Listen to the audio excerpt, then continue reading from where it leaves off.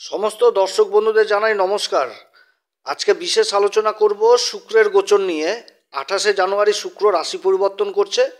এই পরিবর্তনে সিংহ রাশির উপর কী প্রভাব পড়বে এই বিষয়ে বিশেষ আলোচনা করব। শুক্র রাশি পরিবর্তন করছে, কুম্ভ রাশি থেকে বেরিয়ে মীন রাশিতে প্রবেশ করবে। মীন রাশি হচ্ছে শুক্রের উচ্চ ঘর, আর এই উচ্চ ঘরে 123 দিন পর্যন্ত থাকবে। আর এই সময়কালে দেবগুরু বৃহস্পতি বিষ রাশিতে অবস্থান করছে, আর দুই গুরুর মধ্যে তৈরি হচ্ছে পরিবর্তন যোগ। অর্থাৎ দেবগুরু বৃহস্পতি শুক্রের রাশিতে অবস্থান করছে, আর শুক্র অবস্থান করছে উচ্চ অবস্থায় দেবগুরুর রাশিতে। তা 28শে জানুয়ারি থেকে একদম 31শে মে পর্যন্ত এই অবস্থান থাকবে। আর 28শে জানুয়ারি থেকে 31শে জানুয়ারি পর্যন্ত থাকবে পূর্বা ভাদ্রপদ নক্ষত্রে, এবং 1 ফেব্রুয়ারি থেকে একদম 15ই মে পর্যন্ত থাকবে উত্তরা ভাদ্রপদ নক্ষত্রে, যার অধিপতি শনিদেব, এবং 16ই মে থেকে 31শে মে পর্যন্ত থাকবে রেবতী নক্ষত্রে, যার অধিপতি হচ্ছে বুধ। আর এর মাঝখানে আবার মার্চ মাসের 2 তারিখে শুক্র কিন্তু বক্রি হচ্ছে, আর এপ্রিলের 13 তারিখে আবার মার্গী হয়ে যাবে। তা আমাদের জ্যোতিষশাস্ত্র মতে এই দুই গুরু হচ্ছে সব থেকে শুভ গ্রহ, আচার্যের ভূমিকা পালন করে। এই দুই গুরু হচ্ছে জ্ঞানের ভাণ্ডার। তো শুক্র হচ্ছে কি ঐশ্বর্যের কারক, প্রতিভার কারক, আকর্ষণের কেন্দ্রবিন্দু, ধনসম্পত্তির কারক। তো যাই হোক, আলোচনাটি করার আগে সমস্ত দর্শক বন্ধুদের যারা বহুদিন ধরে আমাদের অনুষ্ঠান দেখেন, এখনও পর্যন্ত সাবস্ক্রাইব করেননি, তাদের কাছে বিশেষ অনুরোধ করব চ্যানেলটিকে সাবস্ক্রাইব করার জন্য। যদি ভালো লাগে তাহলে লাইক, শেয়ার, কমেন্ট অবশ্যই করবেন।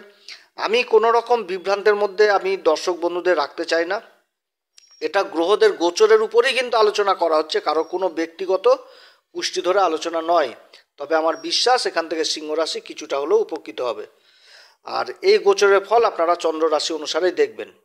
সিংহ রাশির ক্ষেত্রে শুক্রের গোচর, অষ্টম ঘরে শুক্র, তাও আবার কি মীন রাশিতে উচ্চ অবস্থায় অবস্থান করবে, এবং 3টি নক্ষত্র পূর্বা ভাদ্রপদ, উত্তরা ভাদ্রপদ এবং রেবতী নক্ষত্রে।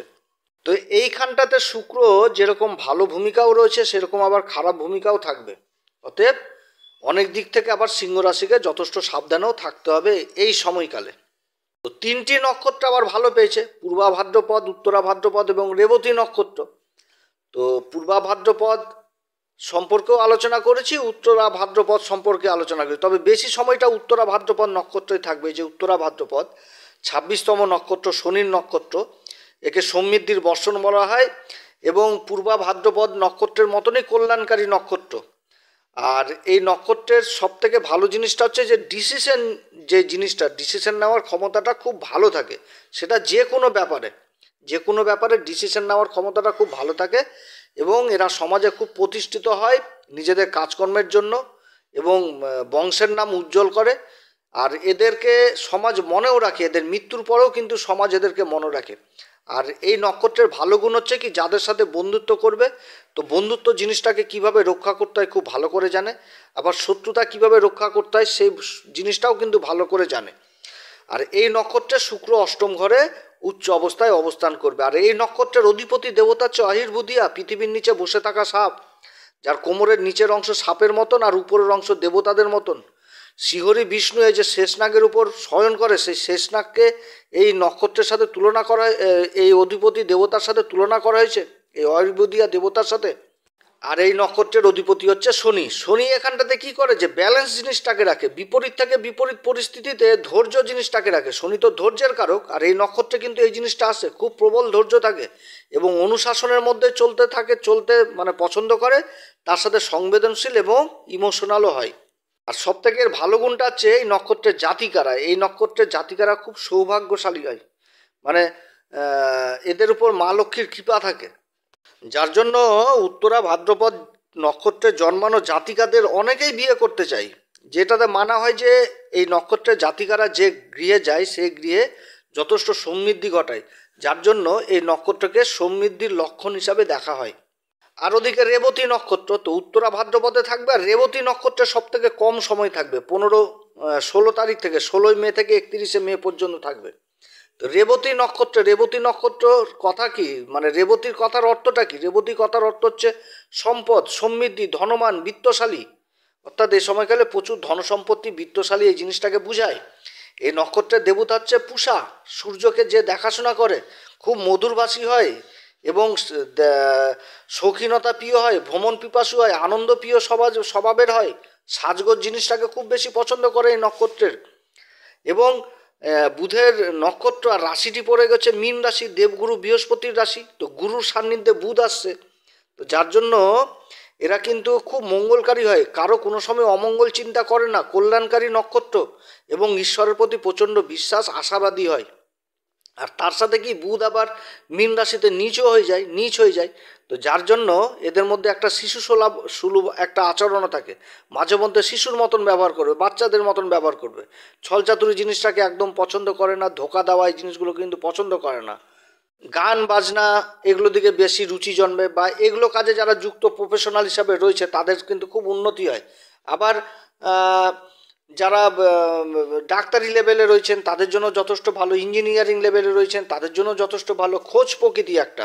তারপরে দামি পাথরের ব্যবসার সাথে যারা যুক্ত থাকে তারাও কিন্তু এই নক্ষত্রের জাতক জাতিকারা খুব উন্নতি করে। খাবার দাবারের সাথে যারা যুক্ত রয়েছেন তাদের মানে তাই সে সমস্ত কাজেও যথেষ্ট উন্নতি হয়। তো যাই হোক, এই নক্ষত্রে অবস্থান করবে এই শুক্র, এবং বুধের সাথে শুক্রের সম্পর্ক হচ্ছে পরম মিত্রতা। আর সিংহ রাশির ক্ষেত্রে শুক্র হচ্ছে কি, শুক্র হচ্ছে পরাক্রম ঘরের অধিপতি, যেটা তৃতীয় ঘর, যোগাযোগের ঘর, এবং কর্মের ঘর যেটা হচ্ছে বৃষ রাশি, এই দুটি ঘরের অধিপতি হয়ে উচ্চ রাশিতে অবস্থান করবে, যেটা মীন রাশি, সিংহ রাশির ক্ষেত্রে যেটা অষ্টম ঘর। তো অষ্টম ঘর থেকে আমরা কি দেখি, অষ্টম ঘর হচ্ছে গোপন ঘর, গোপন জিনিসটাকে বেশি দেখা হয়, আর সংঘর্ষ জিনিসটাকে দেখা হয়, আর কি গভীর জ্ঞান।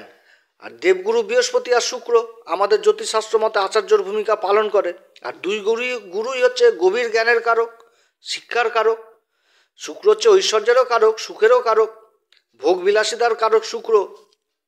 তো দুই গুরু নিজেদের মধ্যে স্থান পরিবর্তন করেছে, অর্থাৎ যথেষ্ট ভালো। তবে অষ্টম ঘরে আবার রাহু অবস্থান করছে, রাহুর সাথে শুক্রের জুটি তৈরি হচ্ছে, এবং দেবগুরু বৃহস্পতির সাথে যেহেতু একটা স্থান পরিবর্তন যোগ হয়ে গেছে, এবং দেবগুরু বৃহস্পতি আবার ফেব্রুয়ারি মাসের 4 তারিখে বকরি থেকে মার্গী হয়ে যাবে, নক্ষত্রটি হচ্ছে রোহিণী নক্ষত্রে, তো যথেষ্ট ভালো হতে যাচ্ছে। এছাড়া গ্রহদের যেটা অবস্থান বর্তমানে এই সিংহ রাশির ক্ষেত্রে, সেটাও যথেষ্ট ভালো অবস্থান। তবে রাহুর সাথে যে জুতিটা তৈরি করেছে, এই জুতির কিন্তু যথেষ্ট খারাপ দিকও আছে, সেদিকটাও আলোচনার মাধ্যমে তুলে ধরবো যে কোন দিকে এই সময় সিংহ রাশিকে যথেষ্ট সাবধানে থাকতে হবে। এবার শুক্র এই অষ্টম ঘরে অবস্থান করছে, অষ্টম ঘর থেকে গভীর জ্ঞান জিনিসটাকে দেখা হয়, দেবগুরু বৃহস্পতির রাশিতে অবস্থান করছে, এবং দেবগুরু বৃহস্পতি আবার কর্মের ঘরে অবস্থান করছে, যেটা শুক্ররই ঘর, বৃষ রাশি। এবার শুক্র অষ্টম ঘরে অবস্থান করছে, অষ্টম ঘর থেকে গভীর জ্ঞান, এবং তার সাথে কি দেখি, আধ্যাত্মিক জগৎটাকে দেখা হয়। আর দেবগুরু বৃহস্পতি কর্মের ঘরে অবস্থান করছে, তাহলে ধর্মের সাথে যে কর্ম করা হবে এই সময়, সিংহ রাশির যারা ধর্মের সাথে যে কর্মগুলো করবে তাতে যথেষ্ট ভালো ফল পাবে, অর্থাৎ ধর্মপথেই থাকতে হবে এই সিংহ রাশির জাতক জাতিকাদের এই সময়কালে। এবার রাহুর সাথে অবস্থান তৈরি করেছে এই শুক্র, যেটাকে লম্পট যোগ বলা হয়। তো রাহু কি হচ্ছে, রাহু হচ্ছে তামসিক গুণ প্রকাশ করবে, আর শুক্র হচ্ছে কি ভোগের কারক, ঐশ্বর্যের কারক, আকর্ষণের কারক। তো অষ্টম ঘরে যদি ব্যভিচারে লিপ্ত হয় এই সময় সিংহ রাশি, তাহলে ভোগের পরে রোগ হবে, অর্থাৎ অসুখ বিসুখ তৈরি হবে। এবং এই যে শুক্রের দ্বাদশ ঘরে উচ্চ অবস্থায় অবস্থান, এর বিপরীত প্রভাবটা এ সময় তখন এই সিংহ রাশি পেতে থাকবে, যখনই তামসিক দিকে চলে যাবে, কারণ রাহু তো তামসিক গুণগুলোকে প্রকাশ করাবে, আর শুক্র ভোগের কারক চলে আসবে। তো এই দিকে গেলে কিন্তু ক্ষতি হবে এই সিংহ রাশির। সিংহ রাশিকে থাকতে হবে এই সময়কালে গভীর ধর্মের পথে, কারণ দুই গুরু নিজেদের মধ্যে রাশি পরিবর্তন করেছে। দেবগুরু বৃহস্পতি হচ্ছে শিক্ষার কারক, অবস্থান করছে কর্মের ঘরে। শিক্ষার কারক বলতে পঞ্চম ঘর, যেটা হচ্ছে ধনু রাশি। তো পঞ্চম ঘর থেকে তো শিক্ষা দীক্ষা দেখায়। তো এই সময় দেবগুরু বৃহস্পতি কর্মের ঘরে বিষ রাশিতে অবস্থান করছে, শুক্রের রাশিতে।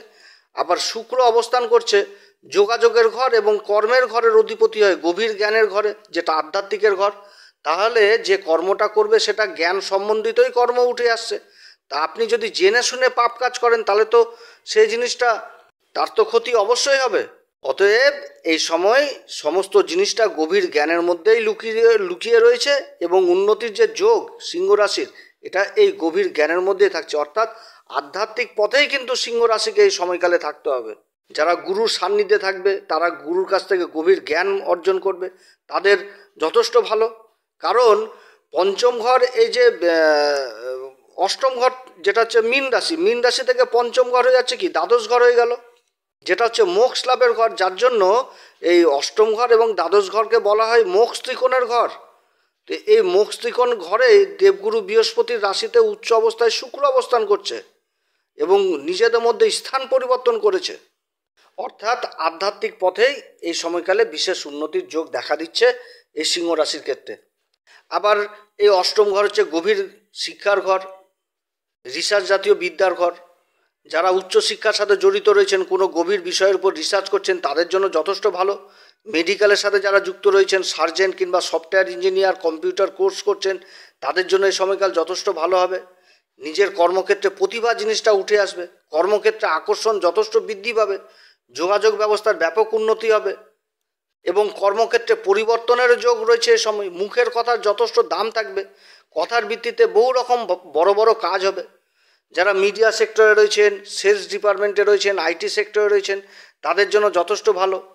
যারা কথাবাচক হিসাবে কাজ করছেন, ওকালতির কাজ করছেন, চ্যাটার অ্যাকাউন্টেন্ট, যারা ধর্মের কথা প্রচার করে বেড়াচ্ছেন, ঈশ্বরের কথা প্রচার করছেন, যারা মোটিভেশন স্পিকারের কাজে যুক্ত রয়েছেন, তাদের জন্য যথেষ্ট ভালো সময় হতে যাচ্ছে।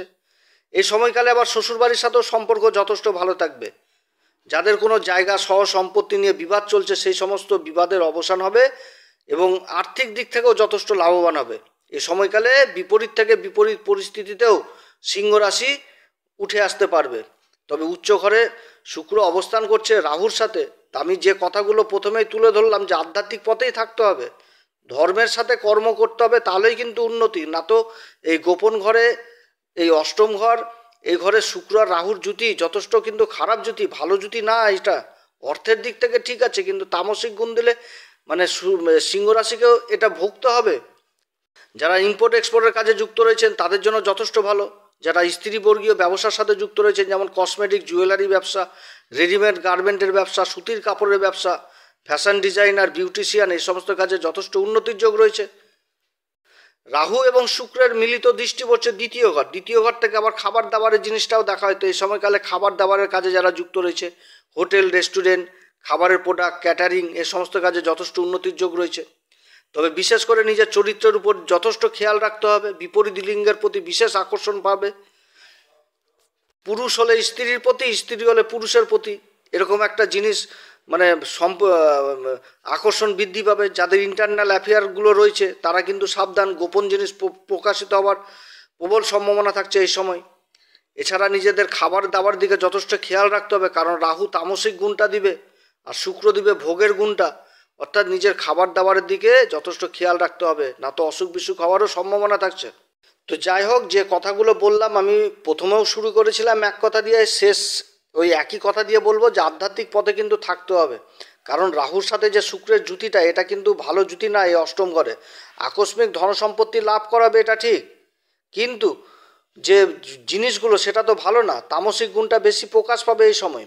অর্থাৎ ধর্মপথে যদি থাকতে হয়, তাহলে কিন্তু যথেষ্ট উন্নতির যোগ রয়েছে সিংহ রাশির। কারণ কর্মের ঘরে স্বয়ং দেবগুরু বৃহস্পতি অবস্থান করছে এবং রাশির উপরে কিন্তু শনির দৃষ্টি থাকছে। শনি মার্গী অবস্থায় থাকছে, কিন্তু রাশির উপর তার দৃষ্টি থাকছে। তো যার জন্যই কিন্তু আমি কথাগুলো প্রথম থেকে তুলে আসছি যে গভীর জ্ঞান, আধ্যাত্মিক পথ, এগুলোর দিকে যথেষ্ট থাকতে হবে, তাহলে বিশেষ উন্নতি এই সময় সিংহ রাশি করতে যাচ্ছে। এই সময়কালে সিংহ রাশি কোন উপাচার করবে? প্রত্যেক দিন সূর্যদেবকে অর্ঘ্য দিতে হবে এবং হনুমান চল্লিশা, বজ্রংবাণ অবশ্যই পাঠ করবেন। এগুলো পাঠ করার আগে শ্রীরাম সীতার প্রণাম মন্ত্র অবশ্যই করবেন এবং গাই গরুর সেবা করবেন। গাই গরুকে সবুজ চারা খেতে দিবেন। এগুলো করলেই যথেষ্ট। যাই হোক, অনেক কথা আলোচনা করলাম। যদি এই পরামর্শ সত্যি ভালো লাগে, তাহলে অবশ্যই আমাদের অ্যাস্ট্রো এস এম বাংলা চ্যানেলকে লাইক, সাবস্ক্রাইব করবেন। আপনারা সবাই ভালো থাকেন, ঈশ্বর আপনাদের সবার মঙ্গল করুক। এরপরে আবার আসবে একটি নতুন পর্ব নিয়ে। নমস্কার, ধন্যবাদ।